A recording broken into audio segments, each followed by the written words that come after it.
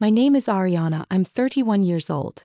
I used to think marriage would give me a home and a sense of protection, especially when I married Daniel, the man who was heir to one of the most prestigious wine brands in Napa Valley, California.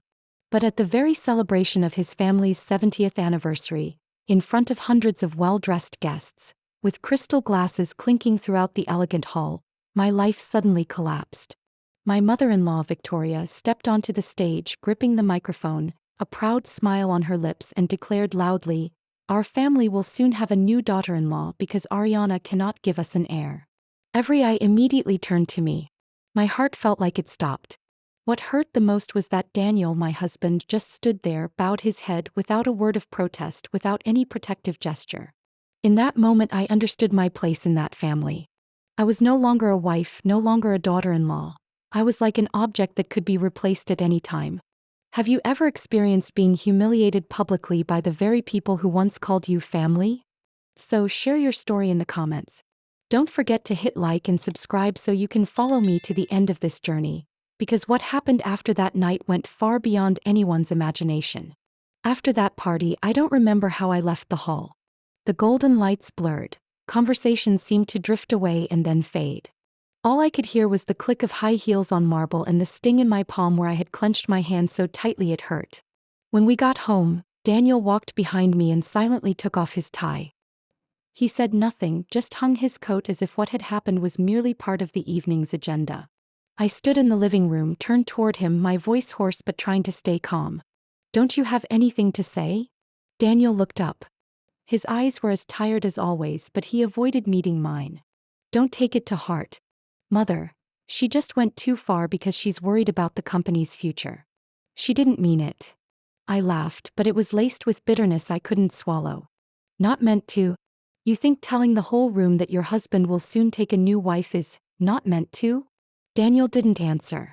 He sat down, flipped on the TV, and changed channels repeatedly as if searching for another world to hide in. I stood there a moment and then went into the bedroom. The bedside lamp cast light on our wedding photo on the dresser. In the picture I was smiling radiantly in a long-sleeved lace gown, and Daniel was holding my hand with a look full of promise. I took the frame down and turned the photo face to the wall. My in-laws live in a mansion set among the rolling vineyards of Napa Valley. It's the kind of place any visitor would want to see, where glasses clink and violins play each evening at sunset. But inside that house was an exacting, rigid world full of pressure. I worked in the company's finance department after we married. Even though I hold an MBA from UCLA and once worked as an investment analyst in San Francisco, since becoming a Kingsley daughter-in-law I've been seen as the executive's wife. Victoria never once addressed me by my name with respect. To her I was that girl from the city, someone who doesn't understand tradition, or someone who can't carry on the lineage. I tried. A lot.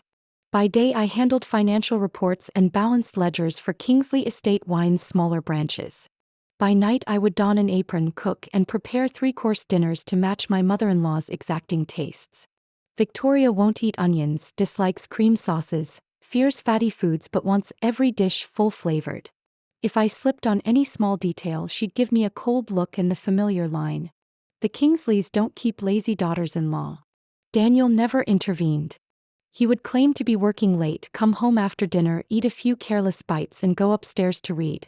I tried to tell myself that at least Thomas, my father-in-law, seemed more even-tempered and fair. But even he, who ran the company for 3 decades before handing it to his son, always retreated when Victoria raised her voice. Once at breakfast I accidentally overcooked the edge of an omelette and she pushed the plate away and snapped, "A woman who can't even cook a decent egg. How could she be a mother?" I froze. Daniel sat across from me, still scrolling his phone, and said nothing. I had held on to the hope that if I worked harder, if I became pregnant, everything would change. But after 2 years without good news, Victoria began to speak more venomously. She emphasized that the Kingsleys needed an heir, a blood heir. Every time she saw a child on TV, she would sigh and turn to me as if I were the single person responsible for the family's fate. I went to see doctors. My health was perfectly normal. The doctor suggested Daniel get a sperm test to rule out male factor infertility, but when I brought it up, Daniel brushed it off immediately. "That's not necessary. No one in my family has that problem." I looked at him long after he said that. There was no shared concern in his eyes, only a default arrogance. I said nothing more. From that point I stopped bringing it up. Victoria grew increasingly irritated with my silence. Sometimes she would say aloud in the living room with staff or guests present, "Maybe she doesn't want to have a baby. She just wants to keep the executive's wife title. Too many women these days are like that." I turned away, not wanting to cry in front of her. Yet in that instant something inside me began to dry up. I no longer cared to decorate the dining room every weekend. I stopped trying to please Victoria at every meal. I stopped waiting up for Daniel to come home late so I could clear his plate. I lived in that house like a shadow, fulfilling obligations but with no faith left. Then the 70th anniversary party arrived. It was a major event. Wine industry chairs from across the states were present. The local TV station covered it. I wore a sapphire blue dress that Victoria had chosen for me, even though I didn't want to. Daniel helped me from the car, but his eyes were already fixed on the stage where Thomas was speaking. When Victoria stepped up to the microphone, I expected her to thank the guests. But she didn't. She announced she was looking for a new daughter-in-law. In front of hundreds of people. Her words were like knives to the dignity and the efforts I had poured into our life. Daniel stood beneath her, silent, making no correction, not moving to take my hand. After that night I was not the same. I woke the next morning in a spacious but cold room, staring at the white ceiling and wondering what was left to hold on to in this marriage. But I didn't leave right away. Not because I loved him. Because I wanted to see clearly everything I had endured for 3 years. And what might await me beyond. That morning I was in the kitchen from 6 a.m. The smell of toast mingled with the scent of roasted coffee, sunlight streaming through the large window overlooking the dew-dampened vineyard. I had cooked eggs exactly how Victoria liked them, soft-yolked, a light sprinkle of sea salt and freshly ground pepper. I added a few slices of buttered bread on a pale blue ceramic plate, the set she insisted must be used for weekend breakfast. I set each plate on the table and brewed mint tea for Thomas, the only one in the house who didn't drink coffee. The click of heels echoed down the stairs. I didn't need to turn to know who was coming. "The butter is a little thick cut," Victoria said as she pulled out a chair. "And the eggs are a bit overcooked. Do you even know what soft yolk means?" I swallowed and said nothing. She didn't touch her food. Thomas remained silent, nose in the paper. Daniel still hadn't come down. "You stay home all day, you don't have a child to care for, and you can't even manage a simple breakfast. I don't know what Daniel was thinking marrying you," she said. I clamped my lips together and gripped the napkin. Patience had become reflex. If I protested, I knew I would be dragged into a grilling that would last hours. Victoria went on. "When I was a daughter-in-law, I got up at 4 a.m., cooked for 10 people, hand-washed every shirt. Not like you, you have no children and your job is just for show.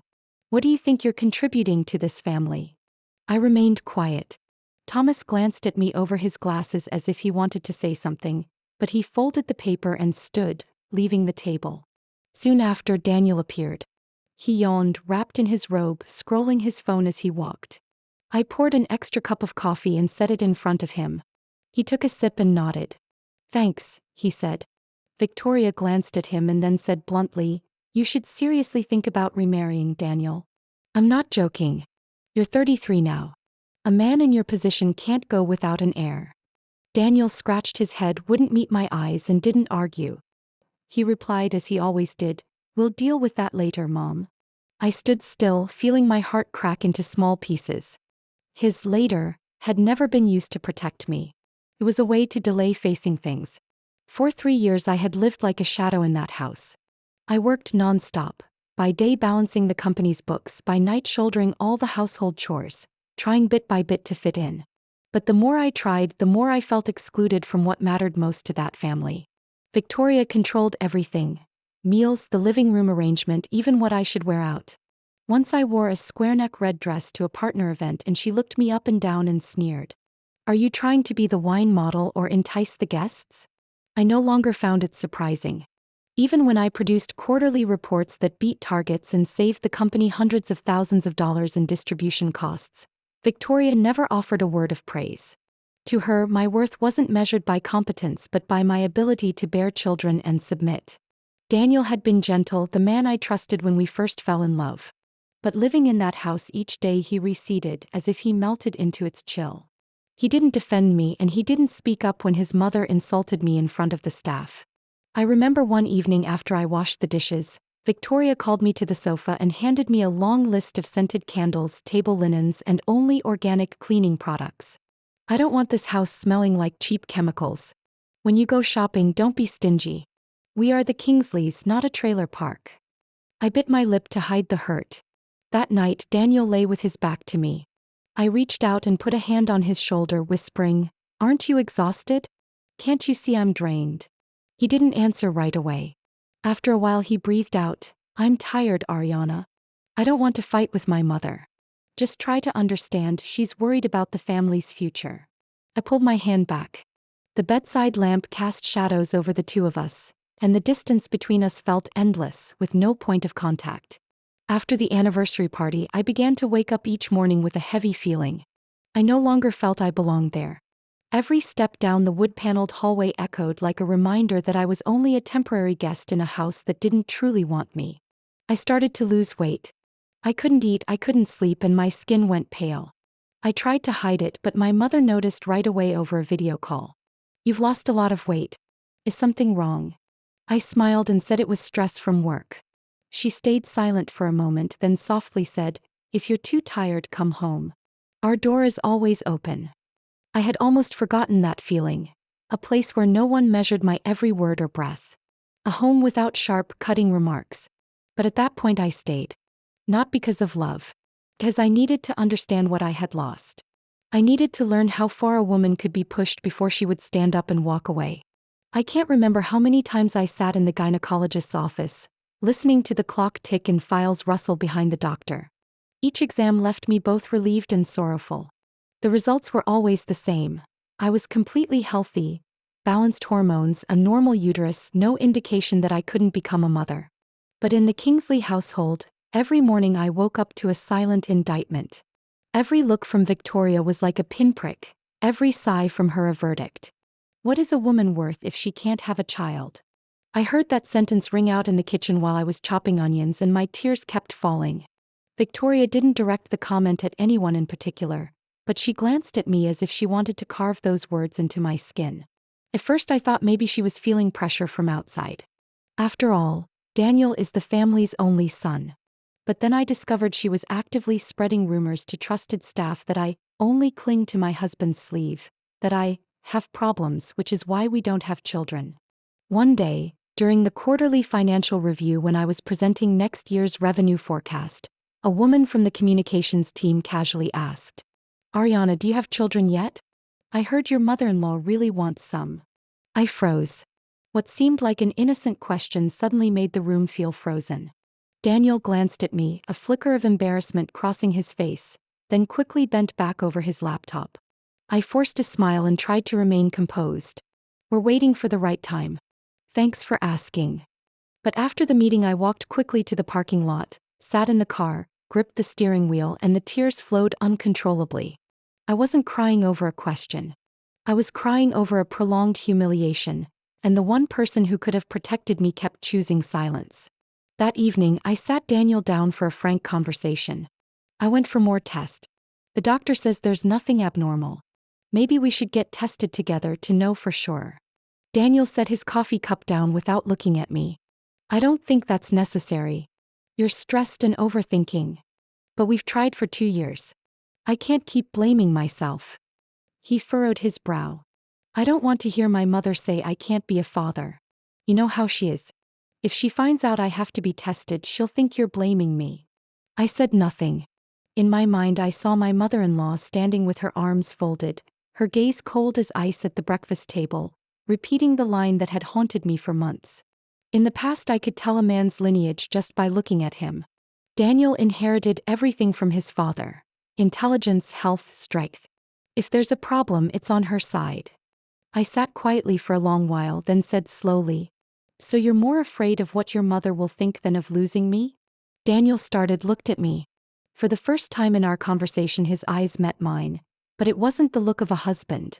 It was the look of someone backed into a corner. "That's not fair," he said.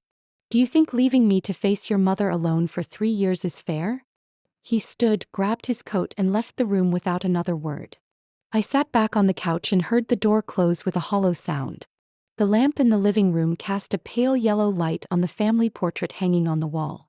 In the photo, Victoria's chin was raised, Daniel stood close to her, and I stood off to the left with my hand resting lightly on my husband's shoulder.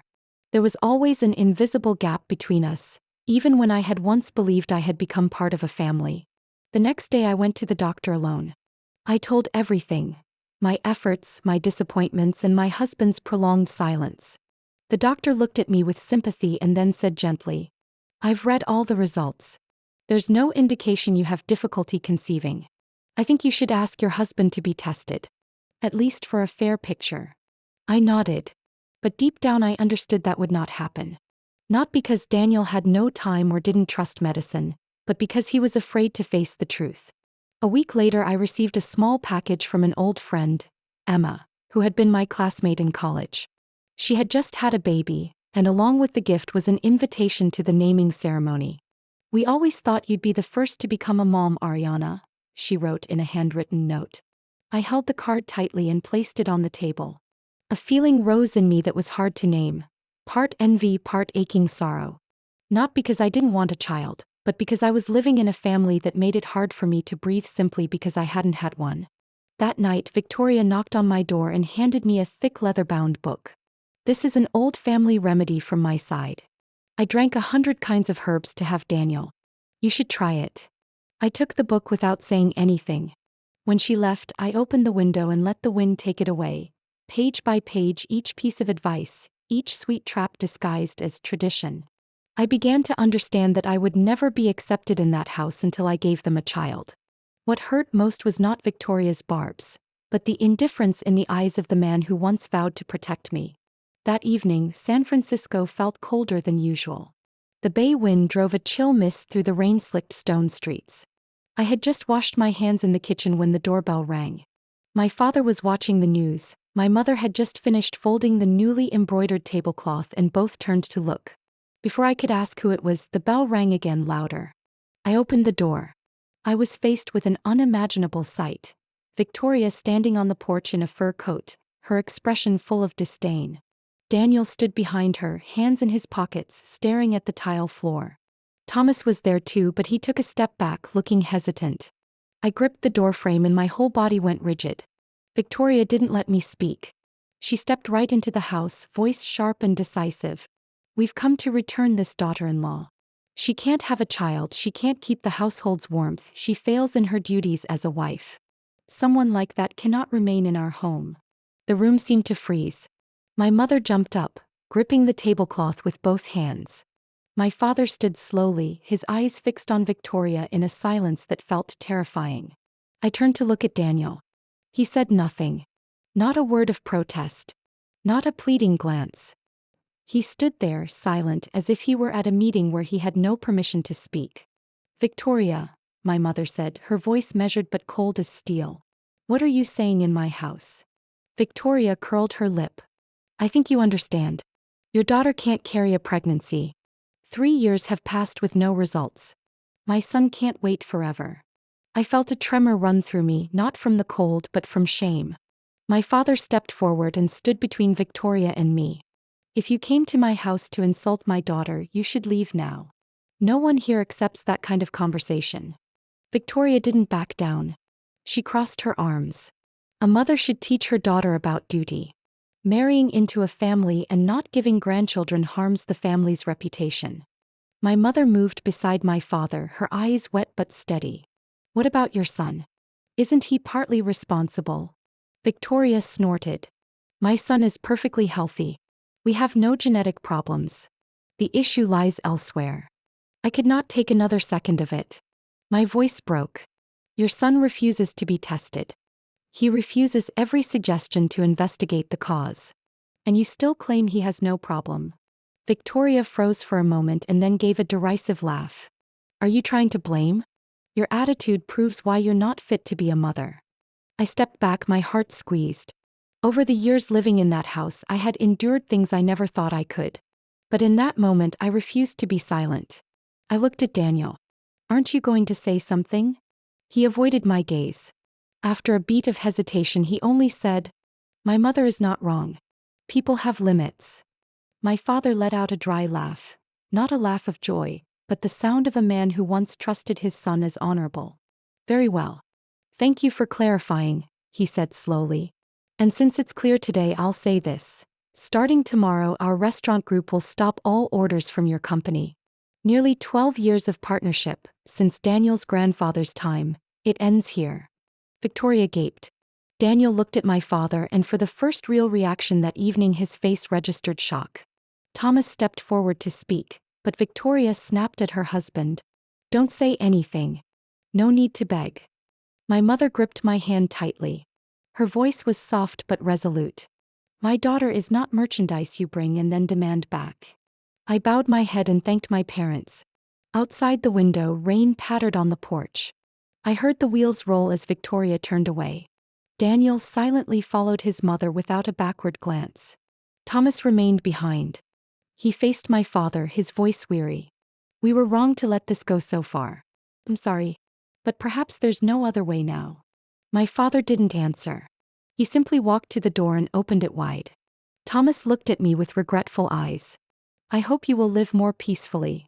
Then he left. I stood there for a long time after they were gone. The room returned to a quiet stillness, with only the clocks ticking and the soft yellow light painting the scene. My mother put her hand on my shoulder and squeezed. "You're home now. No one has the right to push you away." I leaned my head against her and felt her heartbeat steady and warm. For the first time in months, I didn't feel alone. I didn't have to fight in silence or listen to barbs with no one to stand up for me. And I realized, sometimes losing what you tried so hard to keep can be the beginning of something better. The next morning, I woke up in my old room at my parents' house. The room was just as it had been the day I left after our wedding. White and blue striped curtains, a small wooden desk by the window, and the graduation photo of me with my parents hanging above the bed. Looking around, it felt like another life had returned to me, lighter and more peaceful. I made tea and sat beside my mother in the kitchen. Outside, sunlight filtered through the maple's falling leaves. She didn't ask many questions. She simply placed her hand over mine and said softly, "Here, you don't have to suffer to be recognized." I nodded, my eyes stinging. That afternoon, while helping my mother choose dishes for the restaurant group's Christmas menu, my phone rang. It was Amanda, the assistant to the chief financial officer at Kingsley Estate Wines. Her voice was urgent. "Ariana, can we speak privately? There's something I think you should know." I stepped out onto the porch and took shelter from the wind in a corner. Amanda continued, her voice trembling. "They just officially canceled the supply contract with your family's restaurant group. Your chain was the company's largest wholesale account." The news spread fast. At least 3 other partners suspended new orders this morning. The imported wine distributor is also pausing payments for fear of risk. I was silent, stunned at how quickly things had unfolded. Amanda added, "Victoria is in a panic. But what worries me more is Daniel." I gripped the phone tighter. "What did he say?" "He just met with management. He thinks the only way to regain market confidence is to remove the personal relationship affecting the company. He means divorce you." I wasn't surprised. It felt like a scissors cutting the last frayed thread. Amanda waited for my reaction, then whispered, "I can't watch you be pushed aside like this. You worked around the clock to help the company through last year's financial crisis. Without you, they might not have survived. I think you should know, they are erasing your role from reports." I thanked Amanda, hung up, and stood on the porch for a long time, listening to the wind move through the leaves. What I had been building for 3 years was not affection. It was trust. It was the bond between people working together toward a shared goal. Now all of it was being warped by prejudice, arrogance, and the so-called family reputation. That afternoon, Daniel came. He stood at my parents' front door in a dark suit, his face pale, his eyes weary. "I want to talk to you," he said. I went out onto the porch. My father was watering plants but did not move from his spot. My mother stood behind the curtain at the window. I understood they were listening, not to intervene but to be sure I was not alone. Daniel looked at me. "I don't want things to get that bad. But you can see it yourself. The company is in crisis." I nodded slightly. And you think the way to fix that is to divorce me? He bit his lip. I don't have any other choice. The board is applying pressure. Mom, she can't stand people talking. They think you are causing the company to lose a strategic partner. They say if I clearly separate myself, the market will stabilize. I looked him straight in the eye. And you? Do you see me as a burden? Daniel didn't answer at once. He looked down at his hands clenched, then spoke slowly. I think we're not a family anymore. Everything is tense. You're not happy, Mom is not satisfied. Maybe this is the best way for everyone. I gave a soft laugh. You once said you would protect me. You once said I was the person who made you want to leave behind the empty things of your family. But it turns out, when everything is threatened, I'm the first thing you want to discard. Daniel flinched slightly. I didn't wait for him to say more. You don't need to file. I'll handle the paperwork. He stood there silent for a long moment. When I turned my back and walked into the house, he did not call after me. That night I prepared the divorce papers. I did not shed a single tear. There was nothing left to regret. The only thing I mourned were the people at the company who had worked alongside me. But I could no longer live a life of solitary sacrifice. I sent an official email to Human Resources, resigning effective immediately. I did not want to spend another day in the room where my efforts were dismissed by a family that feared losing face more than losing a person. A week later I received confirmation of the divorce. At the same time, an internal report from Kingsley Estate Wines leaked. This quarter's revenue had fallen sharply and stock prices plummeted. Victoria did not appear on any media channels. Daniel vanished from events. Only Thomas, the only one who took the initiative, sent me a short message. I truly apologize for not speaking up at the right time. If I could do it again, I would choose to protect you from the start. I did not reply. But I saved the message. Not to forgive, but to remind myself that, even those who are silent out of fear sometimes realize the cost of silence is losing the people who mattered most. After the day I officially signed the divorce papers, news about Kingsley Estate Wines began to flood the trade press. Magazines that once praised the brand as Napa Valley Pride now ran stories about the company losing a string of major partners. Fine dining restaurants in New York, Chicago, and Los Angeles canceled orders en masse. The news spread faster than any epidemic. A brand that once held a solid market position suddenly became a topic of conversation about decline. A friend in the finance world told me the company's stock had nosedived. The following week, creditors started arriving at headquarters, standing outside the office building's glass facade with stacks of documents demanding payment. Those images were photographed and shared on social media, delivering a fatal blow to the reputation Victoria once fought to protect. Yet when I expected her to at least acknowledge her mistake, Victoria still held her head high and kept placing blame. In an awkward press conference, when reporters asked about the crisis, she said coldly, "We are experiencing temporary difficulties. The deeper cause stems from relationships outside the marriage that are no longer maintained. There are people who were never truly part of this family, and their departure has exposed weaknesses we must face." I reread that statement in the paper and felt my chest tighten. She did not hesitate to make me the scapegoat for the entire collapse. To her, I would forever be the failed daughter-in-law, regardless of how much I had given to the company. One evening, Thomas called me.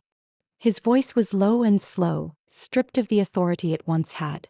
"Ariana, I need to talk. Not to make excuses, but so you understand the situation." We met at a small cafe near the Golden Gate Bridge. He came alone, looking worn with dark circles under his eyes. He sat down, took off his glasses and sighed.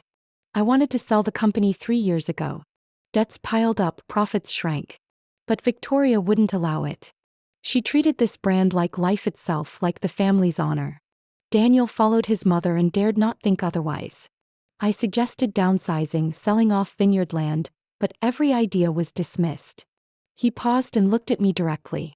"You were the only one who ever mentioned restructuring, adopting new technology, expanding online sales. Remember, too bad. I didn't have the strength to support you all the way." I was silent. Those words carved deeper into the pain, yet they were also a belated admission I hadn't expected to hear from him. "What's left of the company now?" he continued. "Creditors have closed in. Without serious restructuring, they will seize everything. But Victoria still thinks borrowing more will fix it. I frowned. Borrowing now is like tying a noose. Thomas nodded with a bitter smile. I know. But Daniel, he still stands with his mother. The boy is desperate, yet he believes only his mother can make the right decisions.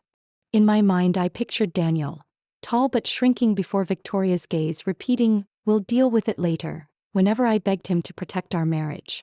"Are you going to leave them?" I asked. Thomas shook his head. "The company is my life. But if I have to witness this any longer, I fear I'll lose faith. Not just in the company but in my own family." His gaze dropped to the cold coffee cup on the table. I said nothing more. I understood there were battles he no longer had the strength to fight. A few days later, the press reported that Victoria and Daniel had gone to the bank to negotiate an emergency loan. They had put up the remaining vineyard and the family mansion as collateral. Cameras captured the two of them leaving the bank. Daniel bowed his head and Victoria walked out with the proud posture of a warrior refusing to surrender. I sat in my parents' living room and watched the footage on TV.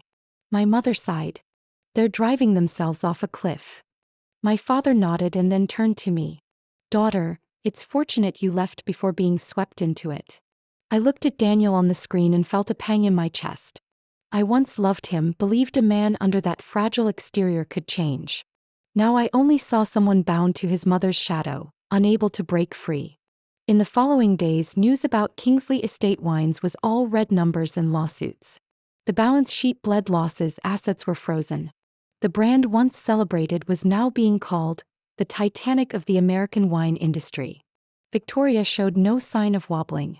She appeared in a short interview, still wearing an extravagant robe and deep red lipstick, speaking in her familiar tone. "The Kingsley family will never bow. We will weather this storm as the generations before us did." But in her eyes I saw something I had never seen before, a tremor. She was betting everything, and this time there was nothing left to save. After the stormy days, I began to find a normal rhythm again in my parents' quiet home in San Francisco. Early mornings my mother and I walked the small backyard garden, picking rosemary sprigs still holding dew.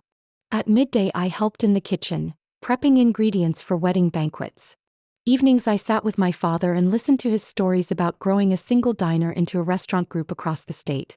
My health recovered quickly. My skin warmed, my hair fell out less. Each day I felt lighter for no longer living under a roof that echoed with barbs. I thought it would take years to forget the wounds, but leaving a toxic environment made recovery possible sooner than I expected. One afternoon, while reviewing financial reports for a new branch of my father's business, my phone rang. It was Ethan, a young businessman I had only met briefly at events. He ran a well-known upscale restaurant chain and had long worked with my family's group. "Ariana, I heard you're back in San Francisco. Can we meet for coffee?" I hesitated a moment. Ethan was familiar but not close. So I agreed. We met at a small cafe on Market Street. Ethan walked in tall, wearing a simple white shirt, his confidence that of someone used to making big decisions. He smiled when he saw me and extended his hand. "You look much healthier than the last time we met at that Napa conference," he said. I returned a soft smile. We talked about the hospitality industry, the challenges since the pandemic, and the pressure to maintain quality. Then the conversation turned personal. "I really admire how you've stood your ground," Ethan said, looking me in the eye, his voice sincere. "Not many women can leave a powerful family and still hold on to their strength." I was briefly embarrassed. For so long I had seen myself as a failure, returned like an unsatisfactory product. Hearing him, I realized maybe I was stronger than I had believed. We met a few more times. At first it was strictly business, discussing possible collaboration between my father's restaurant group and his chain. But gradually I began to look forward to those meetings, to easy laughter and passionate talks about food and enterprise. Ethan never asked about my past with Daniel. He focused on me in the present, on the abilities and ambitions I thought I had lost. One evening as we left his restaurant after trying a new dish, Ethan stopped at my car and looked at me for a long moment. "Ariana, I don't want to be forward. But I hope you'll allow me to be with you not as a business partner but as a companion." I was silent for a few seconds, then nodded. A lightness rose in my chest. In the days that followed, I slowly allowed myself to open up. I no longer feared marriage. I learned to trust again, Not everyone is like Daniel, and not every love is a trap. Yet just as I was stepping into a new chapter, an old secret unexpectedly surfaced. One morning, while sorting through the old filing cabinet of documents belonging to Daniel and me to finish some divorce paperwork, I accidentally found a thick envelope tucked between bank statements. It bore the stamp of a male fertility clinic in San Jose. I opened it, my heart pounding. Inside were test results from 3 years ago, right before we married. The results were clear. Daniel's sperm count was low with a high rate of abnormalities. The chance of natural conception was extremely low. I collapsed into a chair, my hands shaking. For years I had carried the scorn and the harsh words from Victoria, living with the belief that I was somehow unable to be a mother. The truth was, Daniel had known. He had hidden it. He had let me take the blame, let me be seen as the reason the family lacked an heir. I folded the papers and leaned back, tears spilling over. Not because I still loved him, but from a choking outrage. 3 years of my youth traded away for a filthy secret and the cowardice of a man unwilling to face the truth. That evening I told my mother. She was silent for a long time, then held me tightly. "Daughter, let this be proof that the fault was never yours. You were never the problem. You were in the wrong place with the wrong person."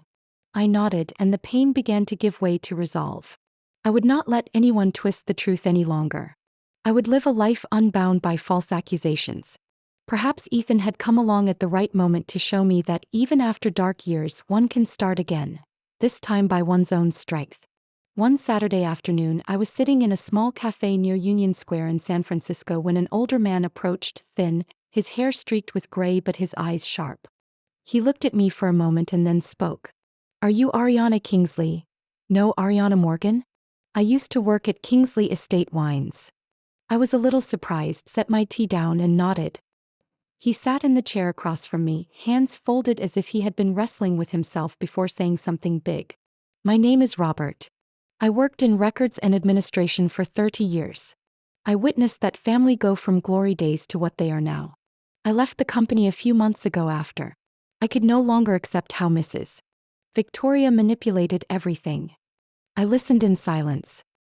He drew a long breath and continued. "There's something I can't keep to myself any longer. The day you married Daniel, he submitted health paperwork for the company's insurance review. I was the one handling those documents.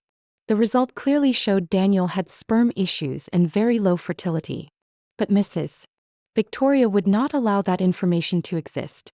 She demanded I destroy the original and replace it with a forged report saying he was completely healthy. I objected, but she threatened to have me fired immediately. I have a family to support, so I complied.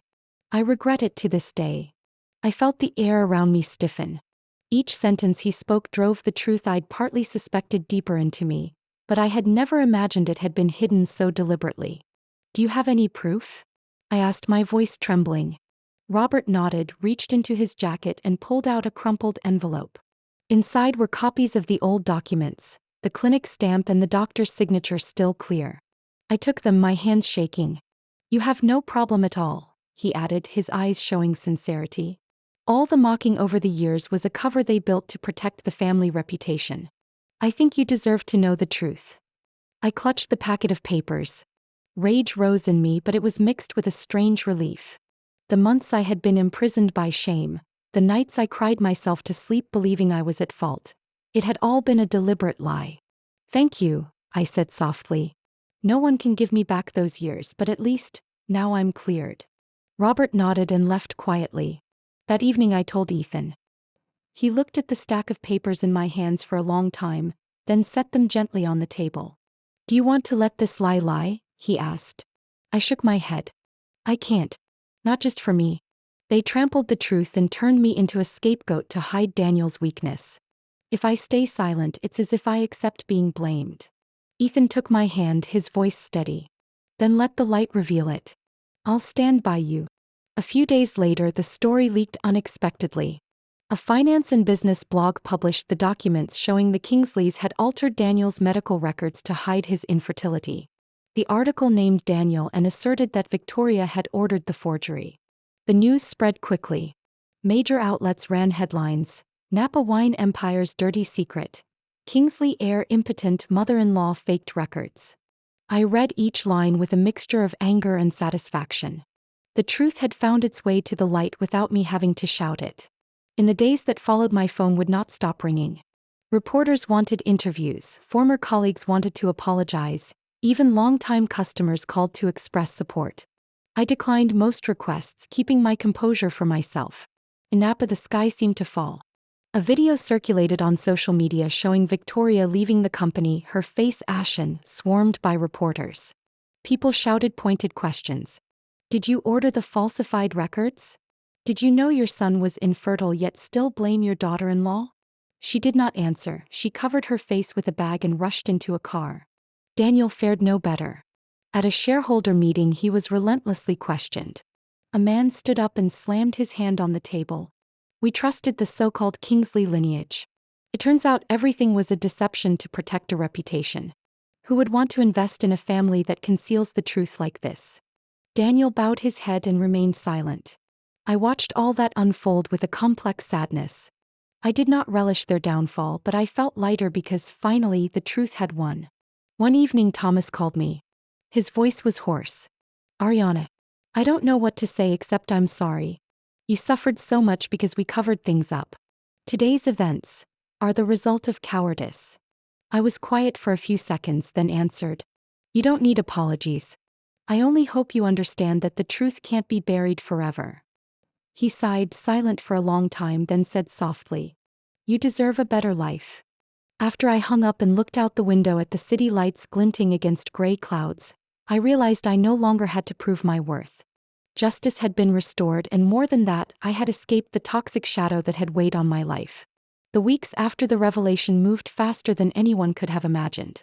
Banks began freezing Kingsley Estate Wine's assets. The press updated relentlessly.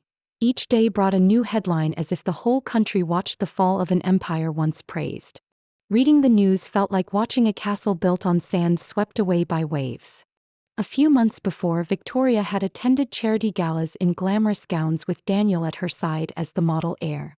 Now images circulated of them surrounded by reporters, faces gaunt, clothes rumpled. One morning the business news announced, Kingsley Estate Wines had filed for bankruptcy. The family's famed vineyards, including the land Victoria had once boasted was the soul of the lineage, would be auctioned to pay debts. I stared at photos of the white colonial mansion where I had lived for 3 years. The large windows that opened onto the vineyards, the kitchen where I quietly cooked meals, they were all on the liquidation list. My feelings were mixed. Sorrow for those memories and a sense of release. The coverage about Victoria wouldn't stop. She filed for personal bankruptcy. Designers and luxury shops that used to vie to dress her canceled contracts. One magazine published a photo of her carrying a suitcase out of the mansion, creditors waiting nearby.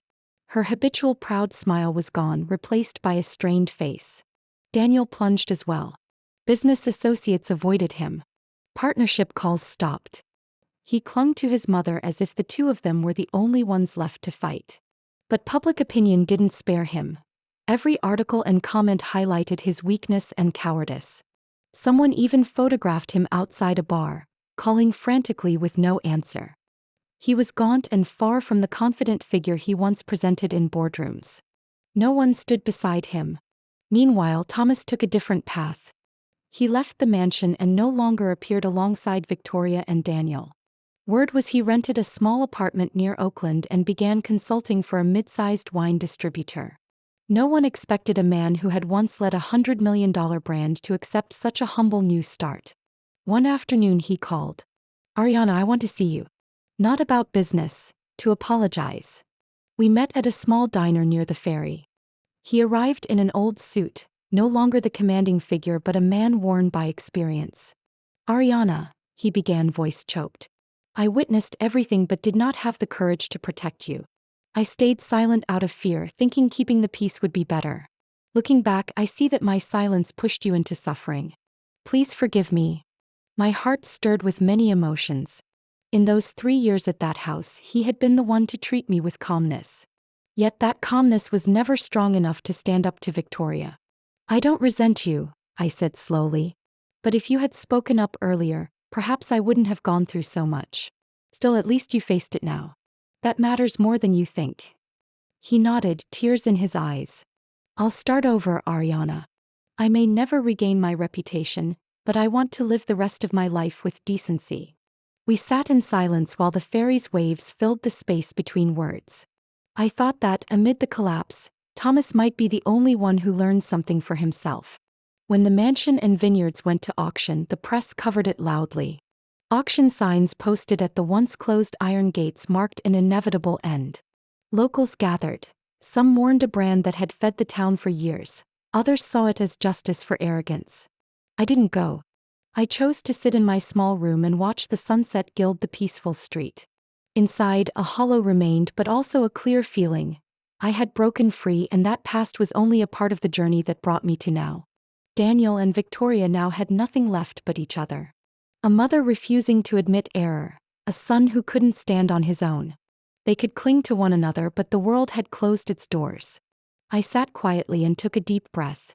Their collapse no longer hurt me. It was like a strong wind sweeping away the rotten, allowing me to move forward without looking back. 1 year later, I stood in the little garden of an old church on the outskirts of San Francisco, holding a bouquet of white peonies. There were no hundreds of guests, no press, no lavish spectacle. Only family, a few close friends, and a gentle April afternoon. Ethan waited at the far end of the petal-lined aisle, his eyes warm as if they wrapped me from afar. When the music played, I walked each step light. My father squeezed my hand and whispered as we moved. You've been through so much pain. Now step into where you truly belong. I smiled, tears in my eyes.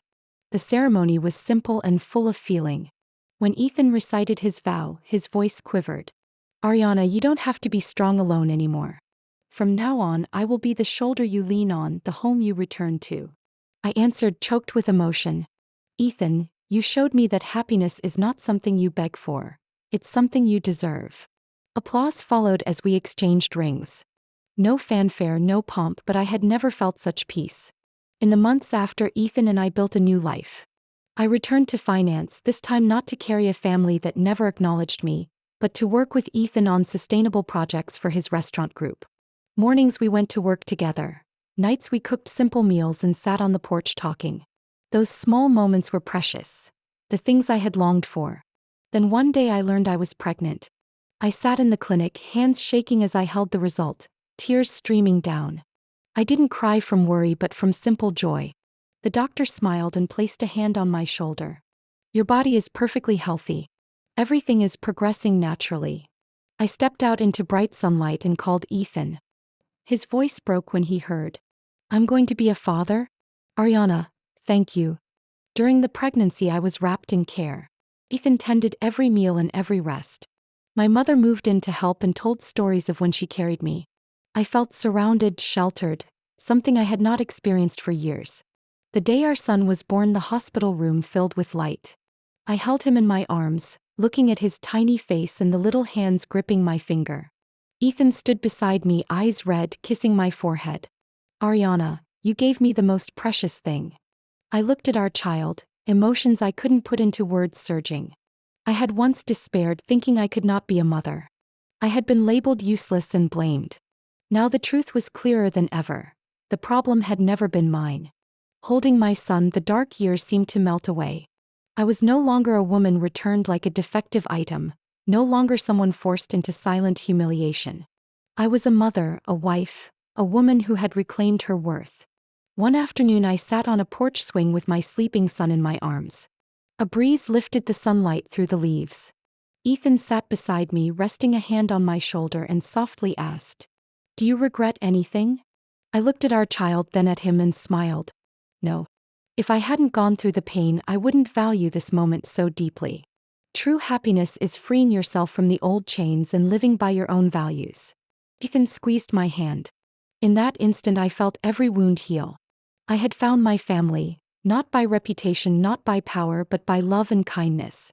And I knew the road ahead would still be long, but I was no longer afraid. I had found where I belonged. Looking back, I feel only relief. The past is scarred, but it led me here, to this moment of holding my son beside a husband who truly loves me.